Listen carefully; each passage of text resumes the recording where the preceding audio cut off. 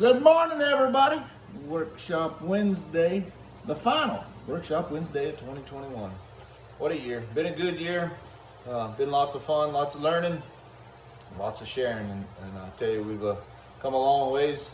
I don't know how many episodes of Workshop Wednesday this is, but quite a few. And I never dreamed that I'd get comfortable talking to you guys through a telephone as y'all are staring at me. But it's easier, and away we go. Patreon's open and rolling, and I got 20, 30 people following me on Patreon and supporting me as I go about this and as I get in depth and detail with tips and tricks and the journey of bit and spur making. Been lots of engraving here lately. Been doing lots of engraving. Fancy pair of spurs that I did a little picture of there yesterday. I'll get better ones as I move forward here, but I haven't done them yet. But those are cool spurs going to James Hurley, president of Tarleton State University, and a cool little deal, cool honor there that I get to participate in.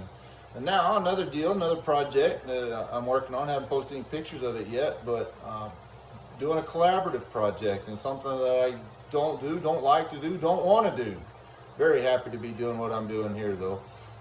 It's for same man, Hugh Edmondson, has bought James's spurs that I just did, and he's supporting this project here too, and it's one I'm doing with Cotton Elliott. So Cotton's an old friend that in junior high, he said he's making bits and spurs and in a one-piece style, forging and blacksmithing, and I'm in junior high, and he says, "Hey Willie, why don't you come beat on some iron with me?" And I was like, "Yeah, no, why would I ever want to do that?" Should have gone.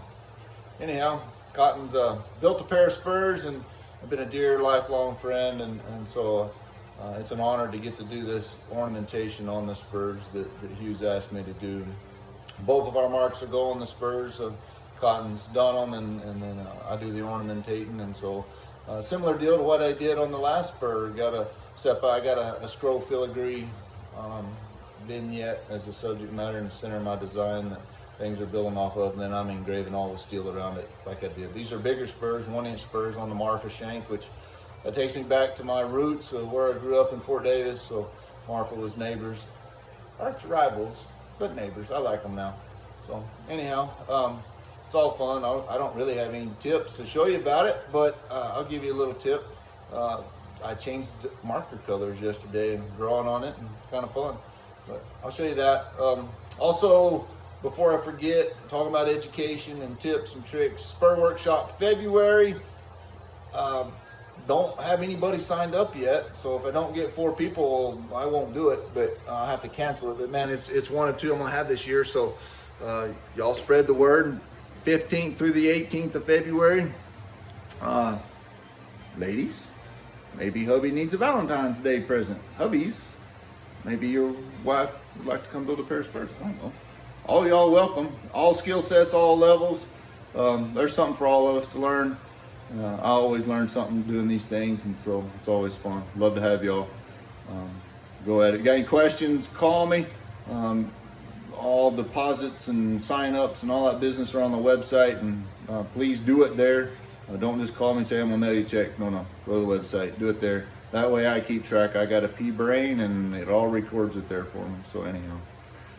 Here's a little tip. Y'all try to watching me anyhow. So here at the microscope.